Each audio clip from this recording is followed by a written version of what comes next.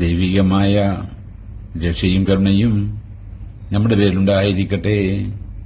വിശുദ്ധ ഖുർആൻ അധ്യായം 3 സൂറത്ത് ആൽ ഇമ്രാൻ വചനം 52. ബിസ്മില്ലാഹിർ റഹ്മാനിർ റഹീം. ഫലമ്മാ അസ്സൈസ മിന്നും الكفر قال من أنصاري إلى الله. എന്നിട്ട് ഈസായിക്ക് അവരുടെ നിഷേധ സ്വഭാവം ബോധ്യമായപ്പോൾ അദ്ദേഹം പറഞ്ഞു, അല്ലാഹുവിലേക്ക് എന്റെ സഹായികളായി ആരുണ്ട്? കാല അൽ അവാരിയൂന നഹ്നു അൻസാറുല്ലാഹി ആമന്നാ ബില്ലാഹി വഅശ്ഹദു ബിഅന്ന മുസ്ലിമൂൻ.